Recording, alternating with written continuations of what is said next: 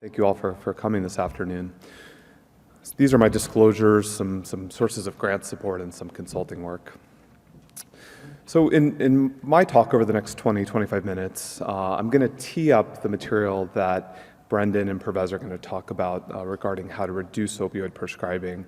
We're going to think about how prescribing of opioids after cesarean delivery might feed into the opioid epidemic. To set some context, we'll start off by talking about the scope of the opioid epidemic generally. We'll go through some of the more recent data from the CDC and other sources. We'll then talk about two particular issues that I think are important when thinking about the way in which opioid use after C-section feeds into the opioid epidemic. Opioids as a trigger for persistent use, and we'll review some of the data around that question. And then opioids as a source of leftover medication that's available for diversion and misuse. So this figure, which was published by the CDC back in 2011, is a classic figure describing how we've gotten where we are with the opioid epidemic. The figure shows three different statistics. The dotted line shows prescription opioid sales in kilograms per 10,000. The hashed line shows opioid use disorder treatment admissions per 10,000 in the population, and the solid line, prescription opioid-related deaths per 100,000. And you can see during just this brief interval, this 10-year period from the late 1990s to the late 2000s, there was about a fourfold increase in the quantity of prescription opioids dispensed in the US. And with that, a commensurate rise in substance use disorders and their treatment admissions and opioid-related deaths. And as this issue has garnered the attention of clinicians and patients, regulators, even law enforcement, we've seen some leveling and even a bit of a decrease in recent years in terms of population-based statistics on opioid prescribing. But I'd point out that the levels where we're stabilizing are still much, much higher than where we started in the late 1990s. And if you look at the most recent data on opioid use and misuse, they remain incredibly common. This is data from the 2015 National Survey on Drug Use and Health. They estimated that during 2015, nearly 38% of adults in the US used a prescription opioid during the year, nearly 5% of adults misused them, and nearly 1% had an opioid use disorder. So this is a major public health issue. And this is an epidemic that's hit communities in a differential way. This is data, again, from the CDC showing the milligrams of morphine equivalent prescribed per capita at the county level. So they divided the counties into quartiles based on the MMEs prescribed, and you can see the huge range. So the lower bound of the bottom quartile, it's 0.1 MMEs per capita. At the top end, 5,500 MMEs per capita. And if you look at where the distribution of the counties that are in the top quartile, those that are shaded in black, you can see there's swaths of the US where a large fraction of the counties have this highest prescribing rate. So across Appalachia, parts of the Midwest, northern New England, the northern peninsula of Michigan, parts of the West, northern California and Oregon, where rates are really high. And we're increasingly appreciating the relationship between prescription opioid use and misuse and the more recent epidemic of heroin and even more recently synthetic opioid misuse. So this is nicely reviewed in this New England Journal article from a couple of years ago.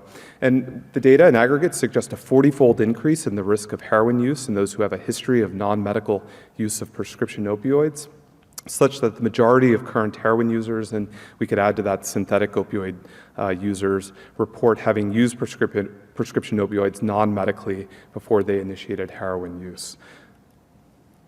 And then if we look at overdose deaths, you can see the rates continue to climb in an almost exponential fashion. So this line shows overdose from any type of opioid.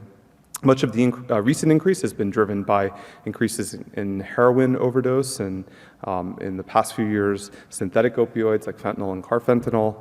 But prescription opioids continue to be an important player. So you can see it's stabilized, but stabilized at quite a high rate.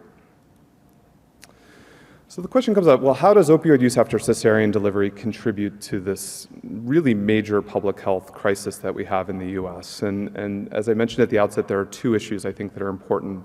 One, opioid exposure following cesarean delivery as a precipitant for persistent use. And second, excessive prescribing leading to leftover medication, and we'll review each of these in turn. So when we think about persistent use after opioids following cesarean delivery, this is the conceptual framework we're working with. So patients get an opioid for a reasonable indication, for an acute indication. A certain fraction of patients are going to really like the way that the medication makes them feel, or it's going to treat some underlying psychiatric condition, and they're going to transition into a pattern of chronic use where they're generally obtaining the opioids from prescribers, from physicians.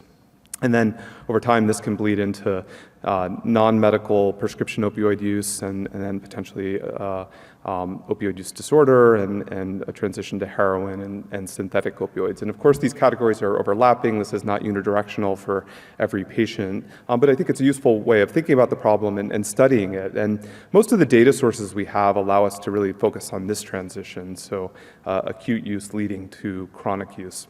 And we know these other sequelae are at higher risk in patients that use opioids chronically. So this progression is played out in the life of this woman, Melissa Morris, who was profiled on All Things Considered, a radio program on National Public Radio in the US back in January of 2017. And I'll read to you just a bit of her story because I think it's really instructive for the issues we're considering here. So a doctor handed Melissa Morris her first opioid prescription when she was 20 years old. She'd had a cesarean section to deliver her daughter and was sent home with Percocet to relieve post-surgical pain. On an empty stomach, she took one pill and lay down in her bed. I remember thinking to myself, oh my God, is this legal? How can this feel so good? Morris recalls. Soon she started taking the pills recreationally. She shopped around for doctors who would write new prescriptions, frequenting urgent care clinics where doctors didn't ask a lot of questions and were loose with their prescription pad. And then it describes how her path started with Percocet and Vicodin, but then moved on to OxyContin pills. Then she started injecting OxyContin. Then she started using fentanyl patches and chewing them. And then finally, when doctors caught up with her and her doctor shopping tactics, she wasn't able to obtain the opioids that she needed and turned to heroin instead. So really, this is the story that we're trying to avoid with what we're talking about today. So why the focus on cesarean delivery? Well, it's an important issue because cesarean delivery is the most common inpatient surgical procedure performed in the United States. Nearly a third of all deliveries are by C-section, such that there are 1.3 million cesareans each year in the US. And we know that in the United States, at least, those of you from Europe will tell us it's not necessarily the case in your countries, but in the US, opioids are routinely prescribed following cesarean delivery, such that this is an important source of opioid exposure for women, some of whom may be opioid naive prior to their delivery. It's also kind of an interesting and important or good model for thinking about the tie-in between opioid prescribing for acute indications and chronic use because it's a relatively uniform surgical insult. So I think a lot of the lessons we learn in studying cesarean are potentially translatable to other surgeries. So we asked the question in this paper, well, what is the risk that an opioid-naive woman who is dispensed to opioid following cesarean delivery will go on to become a persistent user? To do the study, we defined a cohort of about 80,000 patients who did not fill an opioid in the year prior to their cesarean delivery. And then we used a statistical modeling approach called trajectory models, where based on the observed patterns of data, you can divide patients into distinct patterns of use. And we followed them for a year following their cesarean delivery and looked at their patterns of opioid filling. And these were the trajectory model curves that were generated. So there were 6 different trajectory groups within the analysis. You can see for most of the trajectory groups, the rate of opioid filling in the groups quickly went down to a low baseline level of filling across the year postpartum. These patients, in contrast, filled an opioid after cesarean delivery and continued to fill with a high frequency across the year of follow-up. When we looked, this was just 1 in 300, so a small fraction of patients, just 0.3%. But when you think about the fact that there are 1.3 million C-sections, the absolute number of women that are transitioning to this pattern is not small. And this rate of persistent use was much higher than the rate in a control group of patients who delivered vaginally who were not dispensed an opioid. It's interesting to note, so the population we studied here were opioid-naive patients who didn't fill an opioid for a full year prior to their cesarean delivery, and they're commercially insured patients. We've subsequently, our group and others have done work in Medicaid patients and have done work where we didn't restrict to patients who are opioid-naive, and we find the rates of persistent use are much higher, on the order of about 2%. So we then looked at the predictors of being a persistent user, so the characteristics that distinguish persistent users from those that were not. We found that patients who are younger were at higher risk, those that had a history of cocaine or use of other illicit substances. Smokers had a threefold increase in becoming persistent users, so the rate of persistent use was about 1% in those that smoked. Those that had underlying pain conditions diagnosed during pregnancy, like fibromyalgia, headache, or back pain, were at higher risk. And then importantly, two of the strongest predictors were the use of antidepressants or benzodiazepines, evidence of affective disorders during pregnancy. These are risk factors that have been identified for chronic opioid use and opioid misuse in other contexts. This is some work by Eric Sun from Stanford, where he looked at the incidence of chronic opioid use in opioid-naive patients across a range of surgeries. Like us, he observed a small increase in the risk of persistent use compared to the baseline level of new persistent use in patients who underwent cesarean delivery. There's about a 30% increase in the cesarean delivery group. This rate of persistent use was lower than in some of the other surgeries you see, like open cholecystectomy or knee arthroplasty. But again, when you think about the fact that there are 1.3 million C-sections, the absolute number of patients who are transitioning to persistent use are similar in C-section and these other surgeries. So how can we mitigate this risk? Well, one strategy is to avoid using opioids altogether when possible, and that'll be part of the focus of Brendan and Pervez's talk. Another potential strategy is when patients need opioids, just prescribe less. And so the question comes up, well, if we prescribe less, does it decrease the liability for persistent use? We don't actually have great data on this subject from either cesarean delivery or from surgery generally. This is data that was published by the CDC in their Morbidity and Mortality Weekly Report about a year ago. And they looked at, across all indications, a cohort of 1.3 million initiators of opioids and then followed them out to 1 year and 3 years, and looked at how or the relationship between the day's supply of the first opioid prescription that the patients were dispensed and the probability of continuing use at 1 year, the solid line, and 3 years, the hash line. And you could see as the number of days supply initially dispensed, the chance of being a persistent user at these time points was substantially increased. This study has a number of important limitations. We don't know from the data the extent to which chronic opioid use was intentional versus an outgrowth of acute use. Certainly if someone is deliberately initiated on opioids for expected long-term use, they're likely to be dispensed more in their initial supply and also more likely to be using at 1 and 3 years. We also don't have information in this data on the indication for opioid prescribing, the duration or the intensity of the patient's pain, all of which could be potentially important confounders.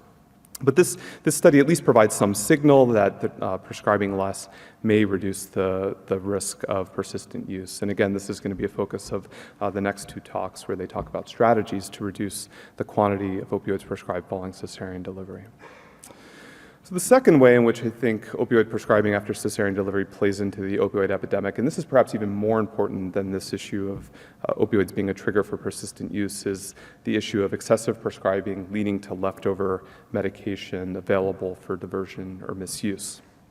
So this is data where they surveyed a national sample of people who misused opioids or used them non-medically and asked them, where did you get the opioids that you used?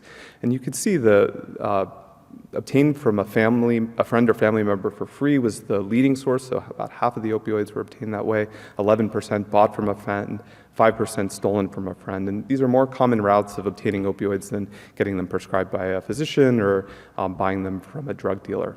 Presumably, these medications are leftover medications. We know that chronic opioid users, people who are on chronic opioid therapy for chronic pain, tend to use all of the opioids that they're dispensed. So the source of these medications that are given to patients by friends or family members are probably leftover from acute opioid prescriptions for acute indications. So there's concern if we overprescribe that it'll result in leftover medication, and this really generates a need to identify normative opioid requirements following surgical procedures. We attempted to do this in this study on cesarean delivery patients. It was a survey study conducted in 720 patients at 6 academic medical centers from around the US. You can see the centers that participated listed there. And the way we did the study, so women who underwent a cesarean delivery were contacted by phone 2 weeks after they're discharged and then administered a standardized interview about their use of oral opioids and their experience of pain and opioid side effects. They were asked to do pill counts if they had their bottle available. Overall, of the 720, 85% filled an opioid. The most common opioid that was dispensed was oxycodone, 5 milligrams, followed by hydrocodone. And when we looked at the number dispensed, it was about double what patients typically use. So the median number dispensed was 40, the median consumed was 20, such that the median number of leftover tablets was 15. When we asked patients what they did with the leftover medication for those that had stopped taking the opioids, 95% had not disposed of the leftover medication at the time of the interview. And this is consistent with surveys that have been done in other settings. Patients tend to hold on to their leftover opioid tablets. So if you extrapolated our data and thought they were representative of data nationwide, this would mean in every year, cesarean delivery would result in an excess of 20 million tablets of opioids that were left in communities. One of the interesting insights from the study was the relationship between what patients were prescribed and what they consumed. So we found with increasing number of tablets dispensed, the number that patients consumed went up in an almost linear fashion. And this graph doesn't have to look like this. It could be that once you prescribe an adequate amount that most patients' analgesic needs are satisfied, that the curve would level off at some point. But in fact, we don't see that. We see the more they get, even out to 60 or 80 tablets, the more patients end up taking. And what this really points to is the fact that there's a expectation setting in the quantity of opioids that are prescribed. So if patients are sent home with a big jar of opioids, they think they should be taking more opioids than patients who are sent home with a more limited supply. And this relationship was independent of all the characteristics of the C-section, the patient's demographic characteristics, psychiatric comorbidities, pain scores in the hospital, all the things we were able to adjust for. So in the next step in the analysis, we divided the patients into tertiles based on the number of tablets they were dispensed and looked at measures of satisfaction, pain scores, refill rates, and side effects. As you'd expect from the last slide, as patients were dispensed more, they consumed more. But interestingly, the proportion that reported being satisfied or very satisfied with their analgesic regimen was pretty similar across the three groups, as was the refill rate. The only thing that changed as patients were prescribed more and took more was that they had a higher rate of opioid-related side effects. And I think the implication of these data are really we need strategies to better align what's prescribed with what's needed. And again, that'll be covered in the next two talks. So before I close, I just want to mention another area that is emerging in the literature, and that is opioid prescribing after vaginal delivery. This is a paper that we published in just the past few months. So we looked at a nationwide cohort of 1.3 million commercially insured opioid-naive women who delivered vaginally between 2003 and 2015 and found that 28.5% filled an opioid prescription within 1 week of discharge. This rate was relatively stable across the study period. And they were dispensed not small quantities of opioids. So the MMEs that were dispensed on average was equivalent to 20 tablets of oxycodone 5 milligrams with an interquartile range of 15 to 30. Interestingly, there was really significant regional variation. So in the Northeast, where I practice, the rate of opioid prescribing was 11%. In the South, it was 37%. And I think most experts would agree that the opioid prescriptions following vaginal delivery should be very rare. So an area where we need to do much more work. So to wrap up, we've talked about how the opioid epidemic, unfortunately in the US, continues in an unabated way, and how prescription opioids play a really important role, not just as a source for opioids that are abused and lead to overdose, but also as a potential trigger and a path towards heroin use and synthetic opioid use. Because cesarean delivery is the most common surgery in the US, it's an important issue to study in relation to this epidemic. And we talked about two issues: opioids as a trigger for persistent use and as an area where opioids are routinely prescribed. But to transition to the next talk, there's emerging literature in recent years that provides a path forward. So in terms of reducing excessive opioid use following cesarean delivery, but without compromising effective pain control. So with that, I'm going to turn things over to Pervez. Thanks very much.